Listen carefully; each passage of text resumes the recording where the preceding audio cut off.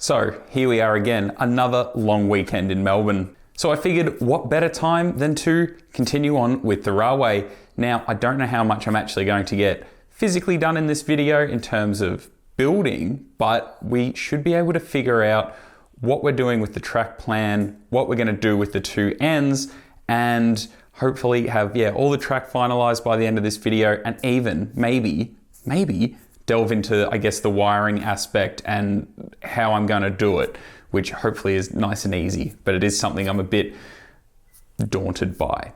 So as I mentioned in the first video of this series, my aim is to build just this little office layout which will be suitable for when I do product reviews and run-bys and things like that for, I guess, B-roll shots for Model Railway News, which seems to be doing incredibly well in terms of popularity. So I thank everyone who's watched that so far immensely.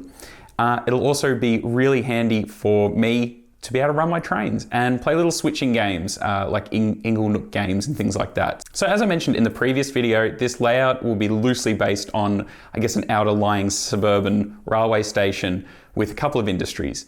Now, as a lot of you have suggested, to go out and have a look at the prototypes. Now, in between long weekends, I actually did manage to get out and take a look at, I guess, some prototype locations. So I popped out to Lilydale and Upper Ferntree Gully last weekend to chase the trials for SteamRail's suburban Tate set, which was quite exciting. And it gave me the opportunity to also see, I guess, single line working while we were out there, which is still current practice, and I don't think that's probably ever going to change, especially on that Belgrave line. And I guess I'll take some of those elements and it'll be what I use where it runs up from the staging area through to the main yard. That kind of runs through a cutaway. So I guess I'll take some of those elements on board.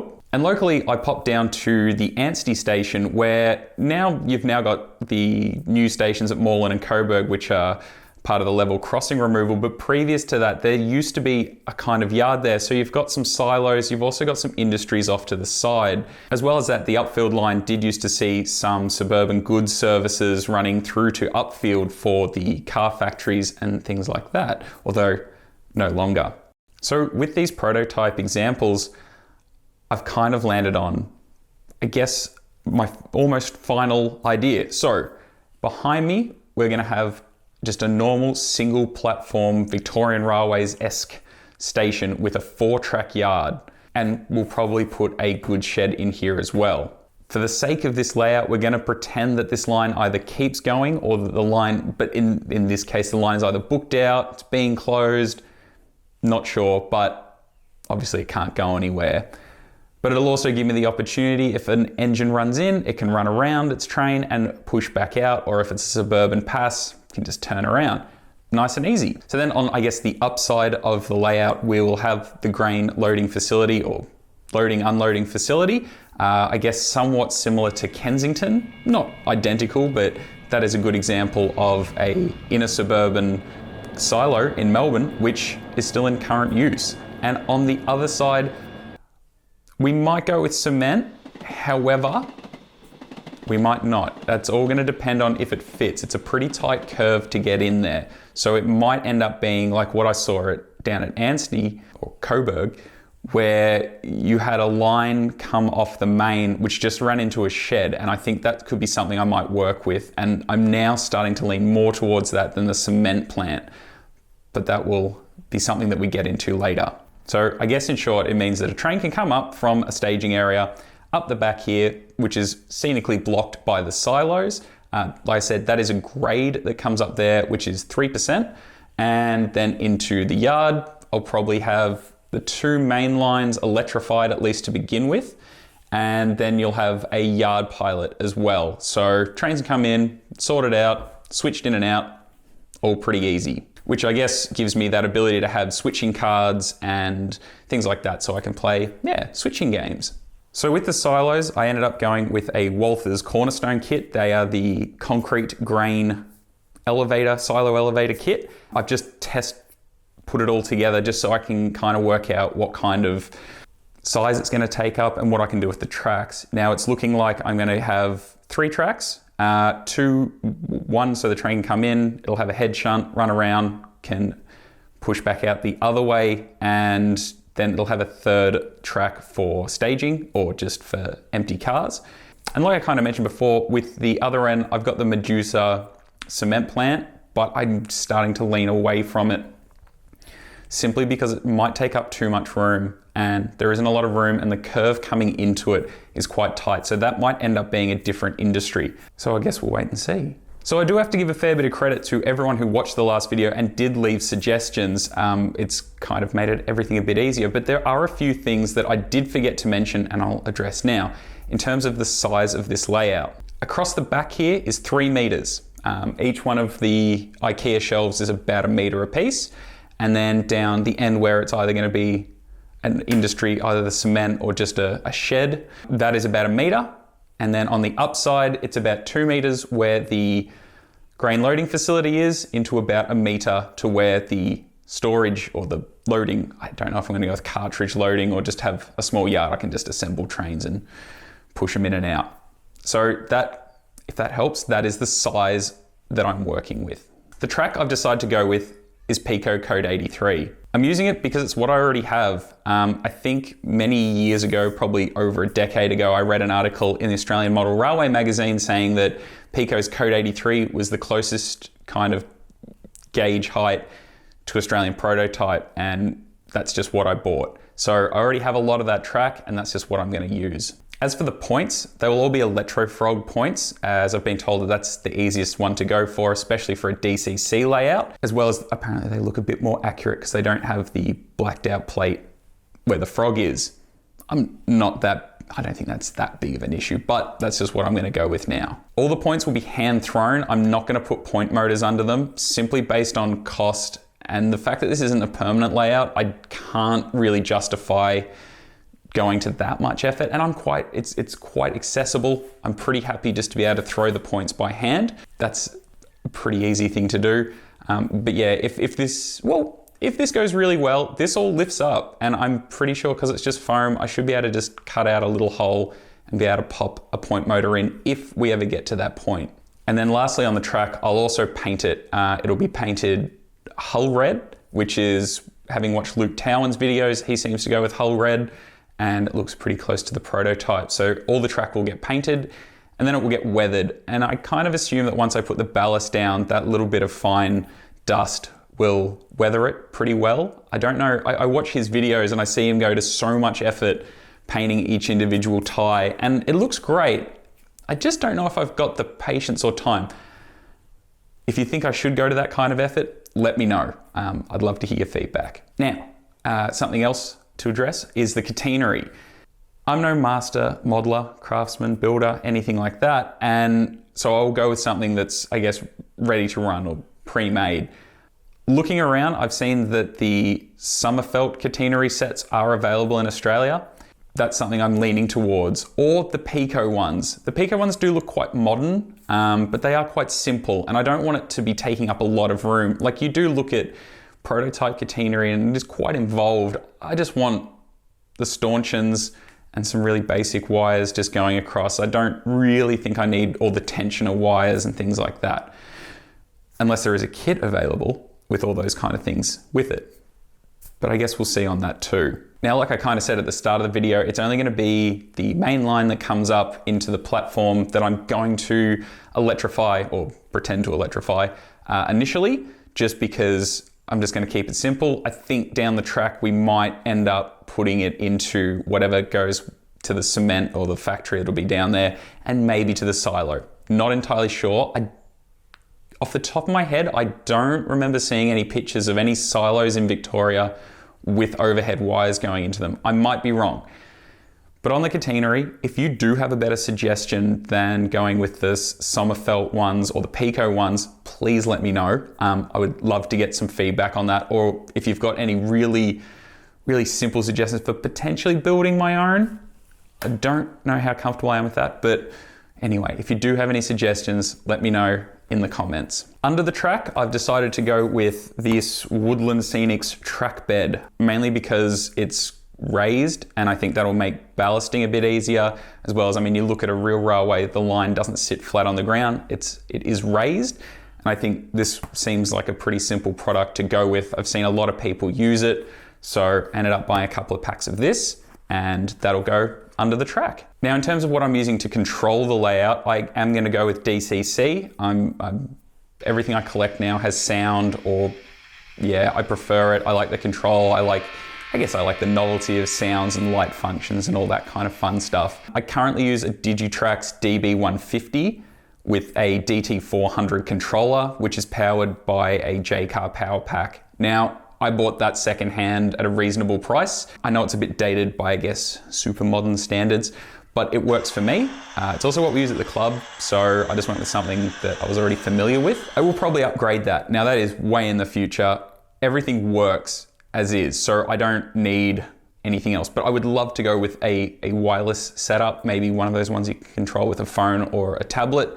But at the moment, the controller is absolutely fine. I'm not running 20 locos at once. It'll be like 2, not even. It's probably gonna be 1 at a time. So a normal just Digitrax system worked well for me. I think also those NCE systems would have been absolutely fine. It's just that's what I happen to have, and that's what I'm gonna stick with. So I guess that's probably enough for this part of the video. Obviously this doesn't affect you because it's just gonna be a cutscene, but for now, I'm now gonna set out the track, and because I don't have that many points, I don't know if you guys know this, but you can print off templates off Pico's website for whichever turnouts you want, which is really handy. It saves me a bunch of money because I don't have to buy them and hope that they fit.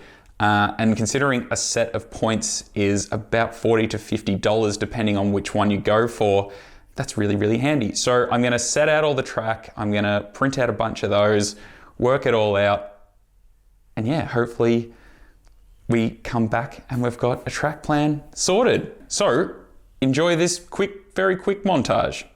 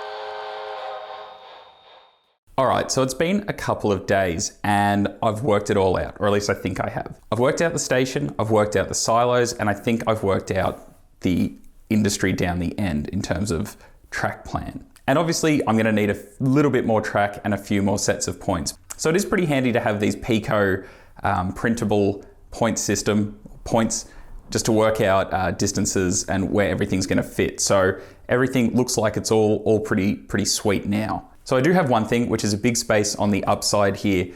I think I might go with something that a few people have suggested, which is a turntable. There's a lot of room there. It'll easily fit according to what Pico says theirs will fit. And I think the Pico turntable is one I'll go with simply because I think I can make it look pretty Australian without too much modification. And looking at other YouTube videos, it seems that it's a pretty easy product to install.